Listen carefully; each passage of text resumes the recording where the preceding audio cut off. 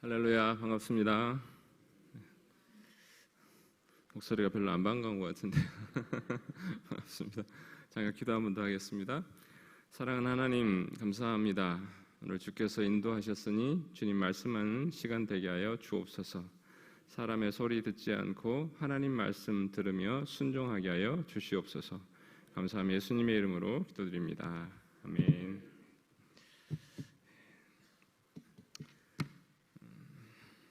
우리 조태성 목사님 15년이 넘은 것 같아요. 학교를 제가 2006년에 켄터키에 있는 남침내 신학교를 갔으니까 목사님 먼저 한 학기 더 먼저 와 계셨어요. 나이도 같고 해서 친구이자 동역자로 지금까지 알고 있는데, 목사님 늘 이렇게 생각하면 충성이라는 단어가 생각이 나는 것 같아요. 하나님 앞에 신실하고 사람들 앞에는 신뢰받는 목회자, 저는 그렇게 지금까지 알고 사귀고 있습니다. 너무 귀한 목사님 담임으로 함께 사역하셔서 저도 목회자이지만 이 교회 성도면 좋겠다 이런 생각도 들 정도입니다. 너무 감사하고 또 함께하게 해서 하나님께 기쁨과 영광을 올려드립니다. 하나님 말씀을 먼저 좀 보면은요, 요한계시록 11장 15절 오늘 말씀인데, 여러분 요한계시록은 누가 쓴 편지입니까? 사도 요한이 썼죠. 사도 요한의 별명은 사랑의 사도입니다. 그 사랑의 사도가 하나님의 음성을 가장 어쩌면 잘 듣고 미래에 대해서 예언한 그런 사도 중에 한 명이었다라는 거죠. 그만큼 사랑하니까 하나님의 마음을 잘 알았던 것 같아요. 그 사도가 오늘 11장의 내용은 마지막 때의 재앙에 대한 이야기를 하더라는 거예요. 7 인의 재앙, 7 나팔의 재앙, 또 7 앞으로 대접의 재앙, 이런 것들이 생길 텐데, 그 중에 오늘 7 나팔 중에서도 7번째 나팔을 불었던 순간입니다. 첫 번째 천사가 나와서 나팔을 불고, 두 번째, 세 번째, 네 번째, 다섯, 여섯 번째. 근데 그때까지는 7번째 나팔을 부를 때와 좀 차이가 있습니다. 여섯 번째까지는 뭔가 재앙에 대한 이야기를 하고요, 사람에 대한 재앙, 자연에 대한 재앙. 근데 오늘 7번째 나팔은 뭔가 좀 다릅니다. 하나님의 승리를 선포하는, 하나님의 승리에 대한 예언입니다. 이 말씀이 이전에 이미 예언한 내용이 있는데요. 계시록 10장 7절에 보면 오늘 7째 천사가 소리를 내는 날에 대한 말씀을 하나님의 비밀이 이루어진다라는 말로 예언을 합니다. 10장 7절을 제가 한번 읽어보면요, 7째 천사가 소리내는 날 그의 나팔을 불려고 할 때에 하나님이 그의 종 선지자들에게 전하신 복음과 같이 하나님의 그 비밀이 이루어지리라 하더라. 여러분, 복음이 뭡니까? 복음. 너무 어려운 질문을 드렸나요? 복음은 말 그대로 굿뉴스죠. 좋은 소식입니다. 복된 소식이에요. 근데 복음을 마가복음 1장 1절에 보니까 하나님의 아들 예수 그리스도 복음의 시작이라 그랬잖아요. 예수 그리스도가 복음입니다. 근데 오늘 10장 7절에 보면 복음과 같이 하나님의 그 비밀이 이루어지리다.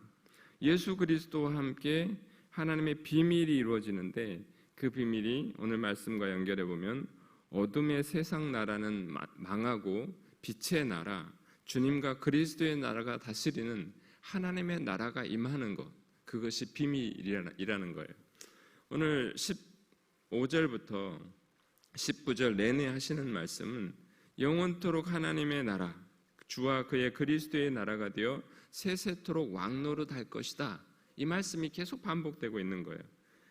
16절에서도 하나님의 보좌 앞에, 자기 보좌 앞에 앉아있던 24장로가 엎드려, 하나님의 선택된 백성을 대표하는 24장로가 엎드려서 땅에 대고 하나님을 경배하고, 하나님 나라 천국의 모습이죠.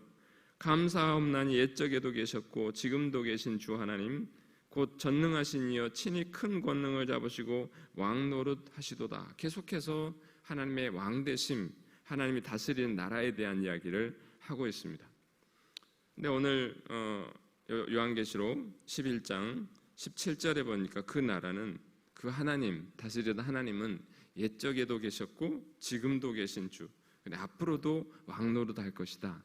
그래서 하나님의 나라는 오늘 제가 부흥과 그리스도의 나라는 제목을 가지고 말씀을 나누는데, 주와 그의 그리스도의 나라, 그 나라는 미래적이지만은 않다라는 겁니다. 그 나라는 과거적이었고 현재적이고 미래적입니다. 그분은 전에도 계셨고 이제도 계시고 앞으로도 계신 분입니다. 그분이 여전히 왕노릇하는 나라, 그 나라는 하나님의 뜻이 이루어지는 나라입니다. 여러분 주기도문 한번 낭송해 볼까요? 하늘에 계신 우리 아버지여, 이름이 거룩히 여김을 받으시오며 나라가 임하옵시며 뜻이 하늘에서 이룬 것 같이 땅에서도 이루어지리다. 하나님의 뜻이 이루어지는 게 하나님의 나라예요. 근데 그 나라가 하늘에만 있지 않고 땅에도 있대요. 하나님의 뜻이 위에서도 아래에서도 이루어지는 게 하나님의 나라입니다. 그럼 하나님의 나라는 이곳에 있습니까? 없습니까? 있습니다. 하나님의 뜻이 이루어지니까. 대표적으로 하나님의 뜻에 대한 성경 구절이 혹시 생각나는 성경 구절이 있습니까?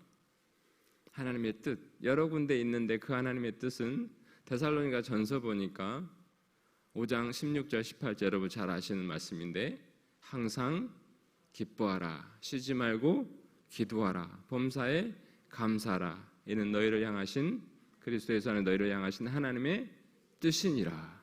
하나님의 뜻이 위에서도 계셨던 하나님의 나라 가운데 뜻이 이곳에서도 이루어지니까 그곳은 어떤 곳이에요?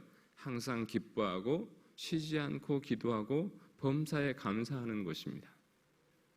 누가복음 21장에 보니까 하나님의 나라가 우리 안에 있다고 했어요.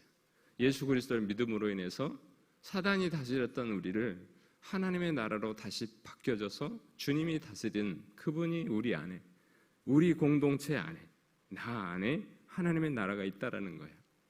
그 뜻은 어떤 뜻이라고요? 항상 기뻐하고 쉬지 않고 기도하고 범사에 감사하는 것입니다. 자, 그러면 여러분 기쁘십니까? 슬픕니까? 기뻐야 맞습니다. 항상 기뻐야 돼. 하나님의 뜻이 우리 안에 이루어지니까, 하나님의 통치를 받으니까. 쉬지 않고 기도하십니까? 안 그런 것 같아요. 영어에 보니까 pray all circumstances, 모든 상황 속에, 어떤 상황 속에서도 기도하라. 슬프나 즐거우나 가진 것이 있으나 없으나 성공하나 실패하나 자식이 말을 잘 들으나 안 들으나 내가 원하는 것이 이루어지나 안 들으나 늘 기도하라. 왜냐하면 하나님이 살아 계시니까요. 하나님의 나라 특징은 하나님이 우리와 함께 계신다는 겁니다. 우리 교회 너무나 좋은 이 문구가 함께 울고 함께 웃는 교회. 우리끼리만 함께 울고 함께 웃는 것이 아니라 하나님과 함께 울고 하나님과 함께 웃는, 그래서 그 하나님을 소유한 하나님의 나라의 백성들이 함께 울고 함께 웃는 것이 교회라는 거죠. 아멘. 그래서 우리는 하나님의 뜻이 이루어지는 것은 늘 기뻐하는 거예요. 늘 기도하는 거예요. 늘 감사하는 겁니다. 작은 일에도 감사하는 거예요. 저희 아버지가 제가 20대 초반에 거의 30년 가까이 됐어요. 군대 계실 때 돌아가셨거든요. 이분이 살아생전에 보니까 그렇게 고생을 많이 하셨어요. 가난했고. 근데 저희 이남 이녀에 제가 셋째거든요. 근데 어머니 때문에 우리 자녀들이 다 교회를 갔는데 아버지는 교회를 안 다니셨어요. 오히려 핍박을 했어요. 교회 가서 예배 드리고 있으면 막 끌고 가가지고 농사 짓자고 가고, 저도 전라도 저쪽에 시골 구석의 고향인데, 그러다 보니까 돌아가셨는데 너무 불쌍한 거예요. 그래서 묘 앞에서 너무 많이 울었습니다. 이게 가난한 것도 그런데 예수 안 믿고 돌아가셨다는 것도 너무 불쌍하다는 생각이 들었어요. 근데 그건 제 착각이었고, 저는 집을 떠나져 있는 시간들이 많았기 때문에 군대에 있었고, 그 전에 대학 때문에 집을 떠났고, 편찮에 계신 중풍으로 누워 계시다가 고혈압, 당뇨로 이렇게 합병증으로 돌아가셨거든요. 근데 그 사이에 어머니가 옆에서 간호하시면서 그렇게 아버지를 복음 전하시고 말씀 가르치시고 기도하고 전에는 막 핍박하던 분이 이분이 이제 뇌가 하나 좀 이 중풍은 그렇잖아요. 마비되니까 이게 이렇게 끌고 다니면서 교회를 다닐 정도로 나중에는 믿음도 있으셨더라고요. 어머니 나중에 얘기를 들어보니까 아버지 천국 가셨다. 꿈에도 저 천국 가는 모습을 보셨다. 아버지가 예수님 믿는다는 고백도 하셨고, 그거를 저는 들었긴 했지만 그렇게 정말 그분이 진심으로 그랬을까라는 그런 의심이 있었는데 그게 아니라 정말 진심으로 주님을 영접해서 천국에 가셨더라고요. 그리고 아버지를 묘에 묻고 나서 제가 나중에 수요 예배 때, 오늘 같은 수요 예배 때 교회 가서 헌금을 했어요. 봉투에다가 뭐라고 썼냐면 감사할 수 없는 상황 속에서 감사하게 하신 하나님 감사합니다. 육신으로 아버지는 돌아가셔서 감사할 수 없는 현실적인 상황이지만 내 아버지가 이제는 한 분이시더라고요. 이 세상에 육신의 아버지, 하나님 아버지가 계셨는데 이제는 하나님 아버지만 계셔서 감사합니다. 또 이 아버지가 천국 가셔서 감사합니다. 이런 내용을 가지고 감사했던 기억이 있습니다.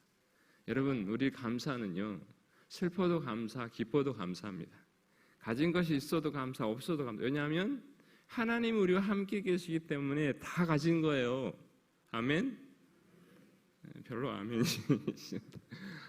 하나님이 계시니까, 하나님 왕이 되시니까, 하나님이 당신의 아들을 십자가에 죽이시기까지 우리를 살리셔서 사랑하셨으니까 그래서 우리는 감사하는 겁니다. 항상 기뻐하고 쉬지 않고 기도하고 범사에 하나님의 뜻이 이루어지는 그 나라, 이 나라에는요 부흥이 끝이 없어요. 부흥이라는 단어는 revival이라는 뜻이에요. re는 again이라는 뜻이고 vival은 살아난다는 거예요. 다시 살아난다는 겁니다. 사장적인 의미도 그렇고 히브리어 카야라는 단어도 죽었던 것이 다시 살아나다는 게 부흥입니다. 제가 바로 나오기 전에 2월 달부터 미국에는 난리가 났습니다. 미국 교계에서는 난리가 났어요. 2월 8일에 켄터키, 저희 공부를 켄터키라는 곳에서 했는데 저희 학교는 아니었고 한 1시간 정도 떨어진 에즈베일이라는 신학교에 부흥이 일어난 거예요.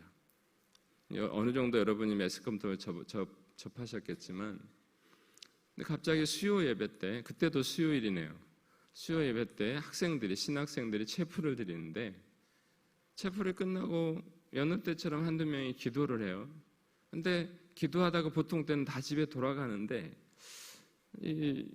한 사람 두 사람이 기도를 하더니 좀 있으니까 20명이 와서 기도하고 이 신학생들이 기도하다가 그 다음 날도 또 기도하는 사람이 늘어 있는 거예요. 지역에 있는 사람들이 기도하고 며칠 있으니까 전국에 있는 사람들이 모여들기 시작하고 나중에는 비행기 타고 와서 그 학교에서 기도를 하는 거예요. 이게 도대체 무슨 일인가? 이따가 사진을 통해서 잠깐 보여드리겠지만 이런 부흥의 물결이 일어났던 것이 100여 년 전 에즈베일 신학교에 있었던 모습, 30여 년 전에 있었던 모습이 다시 그때의 부흥이 생각나는 부흥이었던 거예요. 근데 저는 이 부흥의 물결을 보면서 어떤 사람은 이것을 긍정적으로 보기도 하지만 어떤 사람은 약간 비판적인 시각도, 왜냐하면 이 부흥이 너무 감정적으로 막 동요하는 것이 아니냐라는 거예요. 거기에 대해서 조나단 웨드워드 같은 사람이 이런 이야기도 합니다. 19세기 영적 대각성을 이끌었던 조나단 웨드워드는 부흥의 감정적 오류에 대해서 지적을 하면서도 오히려 부흥의 확실한 표지도 있다. 그것은 성령의 내주, 하나님의 나라, 하나님의 하나님 되심을 아는 것, 하나님의 아름다움을 인식하고 진리에 대한 깊은 확신, 참된 겸손, 그리스도를 닮아가는 성품의 변화, 하나님을 두려워함, 하나님을 향한 갈망, 그리고 행위에 나타나는 신앙. 이런 모습이 나타날 때 진정 부흥이라고 이야기하는 거예요. 그럴 때 정말 죽었던 것이 살아나는, 우리의 침체된 믿음이 다시 새로워지는 부흥을 맞이하게 된다라는 거예요. 그렇게 보면 꼭 단지 그 신학교만 부흥이 있는 게 아니다라는 거죠. 부흥은 우리가 하나님을 갈망할 때 하나님이 필요합니다. 심령이 가난해졌을 때 하나님을 간절한 곳이 있는 곳이 부흥이라는 거예요. 하나님이 우리를 다스리는 왕 되십니다. 그럼 하나님의 나라가 우리 가운데 있습니다. 하나님이 함께 계시기 때문에 우리는 하나님을 갈망하고 찾습니다. 항상 기뻐하고 쉬지 않고 기도하고 범사에 감사합니다. 하나님의 뜻이 우리 가운데 이루어집니다. 그럼 늘 하나님과 소통하고 주님을 바라고 주님을 고대하고 주님이 함께 계시니 그분과 함께 즐거워합니다. 부흥이 있는 거예요. 여러분 그런 마음이 없습니까? 오늘 이 시간 그 간절함이 회복되기를 원합니다. 오늘 시간 주님의 갈망이 더욱더 강해지기를 원해요. 그래서 주님이 함께 계셔서 어떤 분은 불안함이 평안함이 되고요, 우울함이 기쁨이 되어지고요, 마음의 상함이 치유가 일어나기를 예수 그리스도의 이름으로 축원합니다. 이 부흥은요 여기서 끝나지 않았어요. 지금 그 학교는 이제 학기가 가까웠으니까 총장이 이 정도면 됐다 그렇게 하고 다른 학교로 전이가 됐어요. 테네시의 리 유니버시티, 오하이오의 시다벨 유니버시티, 그다음에 엘라바마의 샌포드 유니버시티. 공통점은 신학교면서 미션 스쿨들이에요. 학생들이 기도하면서 계속해서 부흥의 불길이 타고 있는 겁니다. 그러나 그것은 단지 현상적인 것만 아니란 얘기죠. 우리가 있는 자리에서 주님이 함께 계시니 우리가 주님을 찾고 갈망하는 곳에 하나님의 부흥이 있는 거는 그곳이 바로 그리스도의 나라입니다. 하나님의 부흥이 있는, 그럼 이곳은 어떻습니까? 이곳이 주님의 나라, 그리고 내가 가는 곳이 주님의 나라, 주님과 함께 주를 갈망하며 주를 찾고 주를 동행하고 주님의 은혜를 받고 누리는, 주님 기뻐하고 주님과 소통하고 주님께 감사하며 찬양하는, 오늘도 얼마나 찬양을 이렇게 은혜롭게 합니까? 이것이 단지 교회에서만 손들고 찬양하는 찬양이 아니라 우리의 삶으로 드려지는 로마서 12장에 말씀하신 것처럼 거룩한 산 제물로 내 삶을 드리는 영적인 예배가 되기를 바랍니다. 그것이 바로 하나님의 나라예요. 그곳에 부흥이 있는 줄 믿습니다. 전 총신대 설교학 교수였고 지금 워싱턴 중앙대학교에 담임이신 유흥열 교수님, 저희 선배님이시기도 합니다. 제 같은 학교에 나오셨고 지금도 가깝게 지내고 있고 제가 알기로도 조 목사님의 영향력을 귀하게 끼친 선배이자 우리의 본이 되는 귀한 목사님이신데, 그분이 그 에즈베리 현장에 부교역자들과 함께 갔어요. 그리고 사진을 찍고 글을 남겼어요. 이 부흥의 현장을 보고 이런 글을 남깁니다. 부흥의 현장은 어떤 거대한 역사가 나타난 것이 아니라 너무나 조용하고 평온하고 질서가 있었습니다. 하늘이 갈라지는 역사나 폭풍우가 일어난 거센 파도가 아니라 참석한 사람들마다 마음마다 차분하게 임하는 하나님의 영적 임재가 가득했습니다. 그 현장을 보고 하는 이야기예요. 여러분, 하나님의 임재가 이곳에 있습니까? 아멘. 하나님은 무소부재하시다, 그런 말 들어보셨죠? 없는 곳이 없고 존재하지 않은 곳이 없는, 어디나 계시는 하나님, 이곳에 계십니까? 내가 주님을 안 믿는다고 이곳에 안 계시는 게 아니에요. 이곳에 계십니다. 내 신앙 상태가 안 좋다고 해서 그곳에 계지 않는 게 아니에요. 내가 화장실에 있어도 주님은 거기 계십니다. 내가 홀로 뭔가 TV를 보고 내가 혼자 있는 그곳에도 주님은 계십니다. 어떤 분이 그러죠. 그 사람의 신앙의 수준은 혼자 있을 때 드러난다. 혼자 뭘 하느냐에 따라서, 주님과 교제하느냐 아니면 내가 좋아하는 것, 주님과 저는 상관없는 것을 하느냐, 거기에 따라서 내 신앙의 수준이, 그냥 남이 볼 때 말고 하나님은 어디에나 계십니다. 하나님은 어디에나 계세요. 그 하나님의 임재가 있는 곳에 부흥이 있더라는 거예요. 그럼 역시나 하나님의 임재가 있는 곳에 우리가 사는 그곳에 부흥은 반드시 있을 수 있다라는 거예요. 여러분, 성경에서 한국말로 보니까 부흥이라는 단어가 딱 한 군데 나오더라고요. 영어로는 revive 뭐 이런 소생하다, 다시 뭐 새로워지다 이런 말이 맞는데 개정해 보니까 한국말로 부흥은 제가 찾아보니까 딱 한 군데 있어요. 어딘 줄 아시는 분?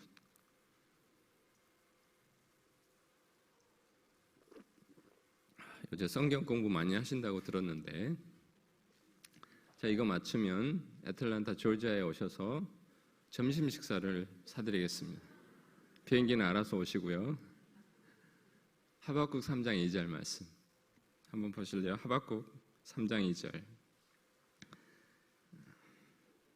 한번 누가 찾아보시면 읽어보실래요? 하박국 3장 2절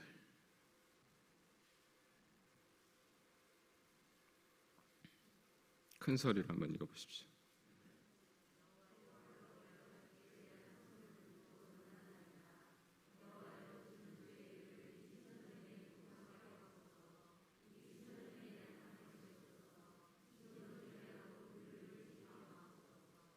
수년 내에 부흥케 하시옵소서. 이 수년 내에 부흥케 해달라는 하박국 3장 2절 말씀이 바로 부흥에 대한 말씀이 나와요. 근데 그 하박국의 역사적인 배경을 보면 황무한 땅이 됐다는 거예요. 황무한 땅 왜 그렇게 됐습니까? 뭔가 하나님 앞에 잘못을 저지른 거죠. 우상을 숭배하는 거죠. 하나님 하지 말라는 걸 하는 거죠. 하라는 건 하지 않고 그래서 황무해졌습니다. 근데 보니까는 그때만의 부흥이 필요한 게 아니라더라는 거예요. 이미 과거에도 현재에도 미래에도 하나님의 부흥은 필요합니다.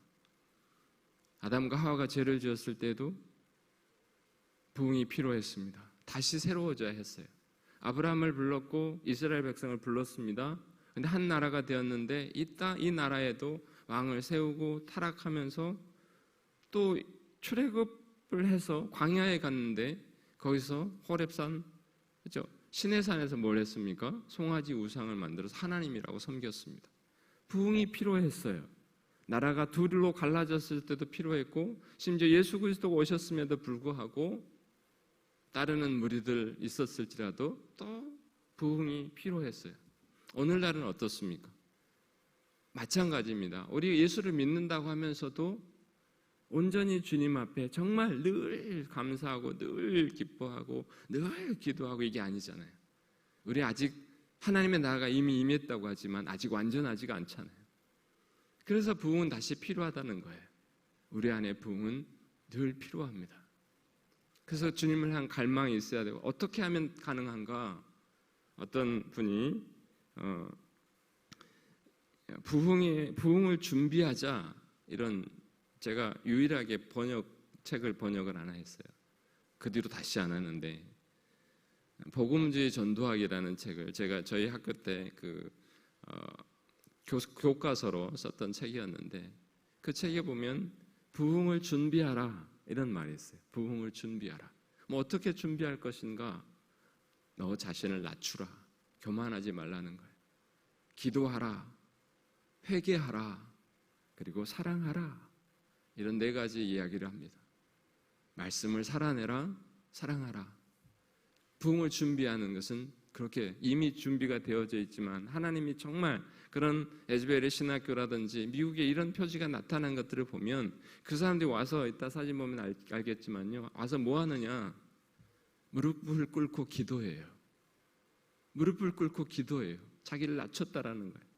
정말 하나님을 내 마음을 다하여 진심을 다하여 주님을 찬양해요. 말씀을 암송하면서 서로 또 삶 속에서 주님 역사하신 주님을 간증하고 찬양을 해요. 부흥의 현장입니다. 서로 섬기고 사랑을 해요. 주님도 십자가를 지시기 전날 밤 제자들의 발을 씻기셨잖아요. 너희도 또 나처럼 이렇게 사랑으로 섬기라는 거예요. 사도 요한요. 마지막 요한복음을 보면 어떤 내용이 나옵니까? 베드로 부활하셔서 베드로에게 내 양을 먹이라, 내 양을 치라, 내 양을 먹이라. 네가 나를 사랑하느냐? 아가페 사랑으로 사랑하지 못하겠어요, 주님. 그럼 필리오 사랑으로라도 날 사랑하라. 네가 나를 사랑하느냐? 주님이 아시잖아요. 나 부족합니다. 그러나 내 양을 먹이라, 치라, 먹이라. 내가 너와 함께하지 걱정하지 마라. 주님을 향한 갈망입니다.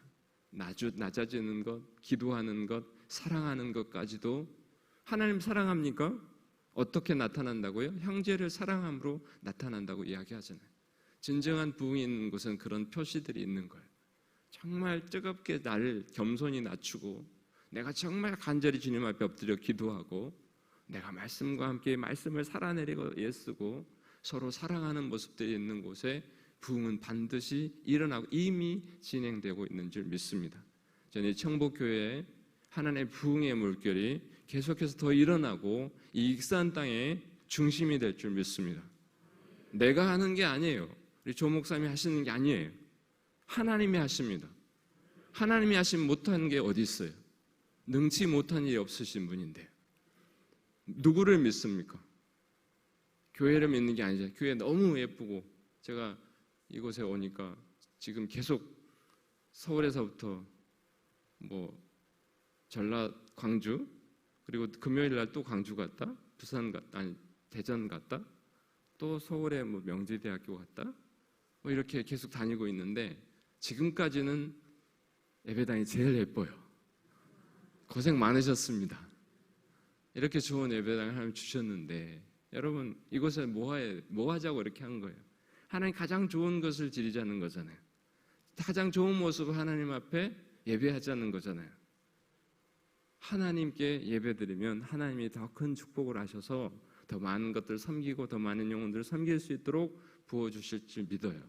진정한 부흥은 그렇게 되는 거예요. 사람의 숫자로 되는 게 아닙니다. 하나님으로부터 복음의 시작은 예수 그리스도로부터 하나님의 나라는 하나님으로부터 주님으로부터 그래서 그 다스림 받는 우리가 쓰임받아서 이 공동체가 쓰임받아서 하나님 나라를 확장시켜 나가는 겁니다. 산상수훈에서 빛과 소금에 대한 말씀을 배우고 있다고 하셨잖아요. 우리는 세상의 빛과 소금이 될 수 있는 것은 주님이 참 빛이기 때문에 그렇습니다. 주님이 썩어져가는 세상에 소금으로 오셨기 때문에 우리가 그렇게 될 수 있는 거죠. 사랑하는 여러분, 주님의 다스림 받아서 진정한 그리스도의 나라 부흥의 물결이 있기를 바랍니다.